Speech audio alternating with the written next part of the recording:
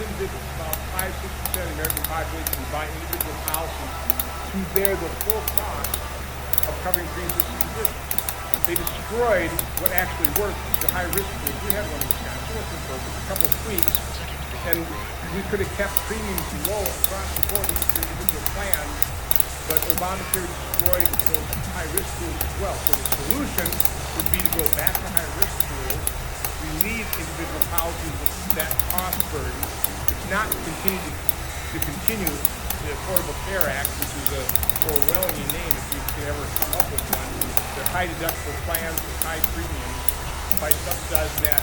So my solution would be to fix it. And as Iowa said, everybody else thinks repeal and replace Obamacare, I can say no, let's repair the damage done by Obamacare and transition to a system that works. Unfortunately, we're ways from that. So, but again, it's not continuing Obamacare, just increasing the cost of the federal government to put a Band-Aid over hemorrhaging looting, which is really what Obamacare is.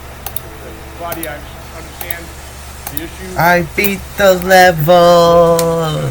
I'm like the devil. Next we'll go to Kappa. Todd in Madison. Todd, thanks for the call. What's your question?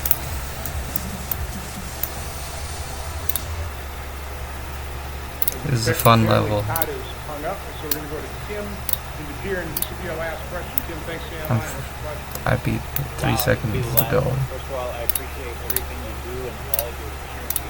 I want to take 5 seconds and I want to answer the question for the person that was there. 12. Property taxes. 1,425. 12 or 25. Next year, and that'll begin to solve your problem. 12, My 25. question is related to the new tax law. And one of the things we've been doing, even since Paul Ryan, where we started since the full start, is we just keep adding more complexity to the tax code. If I look at the state of Pennsylvania, Pennsylvania has a very nice process, which is simply a flat tax. It's very simple. It reduces a lot of fraud, and so it saves government a lot of money because you don't need tens of thousands of agents basically reviewing. You don't have people looking for little gateways or ways to cheat. The current example that I have, I'm all for the tax on tips, but yet there's so much criteria around it that it just introduces more complexity, more auditing, more of those things. I would say is you take $1, you throw back a dime, and what happens. Are you in favor, and if you're a plan to simplify the tax code, you have to look at the state of Pennsylvania, the way they have a flat tax?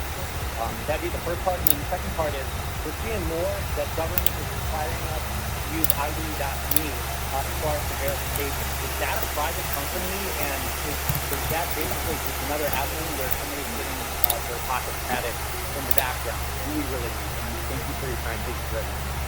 So to not answer the last question, I don't know. We'll second. But in terms of the first question, yeah, I mean, that was one of the main reasons I wanted to increase that process. So, provide the funding to clean up the message, the border, the wars, then just extend current tax law, as much as I hate it, the complexity of it, just take an automatic tax increase off the table, then come back in the one big beautiful bill, and I really wanted to take time to simplify the tax code. I was all for no tax on cash tips, because you can't collect damages, you don't even try. But I was opposed to no tax on credit card tips too, but couldn't change that. I was railing internally about the complexity we were adding in one big beautiful bill. We didn't simplify the tax code and the Tax Cut and Jobs Act. We made it more complex. In that case, I was able to fight to make sure that 95% of American businesses also got a tax cut for the 5% of C corps, because initially that was the only concept. And, there's me that basically dug my heels in the stream and said, I'm not going to vote for this thing, and they use my vote unless we make sure 95% of American businesses also get a tax cut. Now, we did it in a very convoluted and complex way, but at least got relief. So no, I do not like the complexity of the tax code. I rank the level now, and I listen to Ron Johnson say stupid things. I always talk about tax simplification, tax rationalization. Honestly, one of the sessions I wrangled out of voting yes to this in the end was a considered effort on the part of the Finance Committee to truly look at tax simplification. So I am completely on board with that. I'm probably the guy leading the effort here in terms of spending reduction and also tax simplification and rationalization. Again, I'm up against Washington, D.C., novel obviously, just like it as is. I mean, for every complexity tax code, there is a powerful constituency. So, not an easy tax, Tim, but I guess the more I talk about it, the more publicity it gets, maybe it'll get more adherence to it and we can actually accomplish it. But again, Tim, appreciate that. I'm on your side. We're singing out the same hymnal there. But again, I want to thank everybody for hanging on the line, participating. We've got a 3-word mission statement in my Senate office: to help people. Now, there's bullet points underneath there with veterans benefits, Medicare, Social Security, visas, family members trapped overseas. My staff does a wonderful job keeping that mission statement at heart. Unless you're trans or an immigrant, my state staff members, either in the Madison, you don't get help. Milwaukee offices. The best way to contact them is just go online, ronjohnson.senate.gov, get those phone numbers. But if you got a question, do not hesitate. You got to help navigate yourself through the federal government. You got an issue that the federal government is involved in.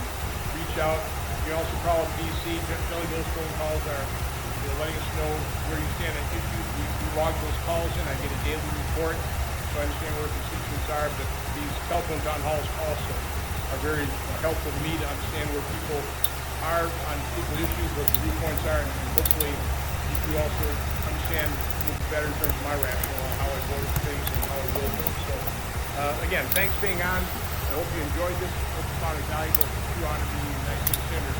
Everybody have a great evening. Take care.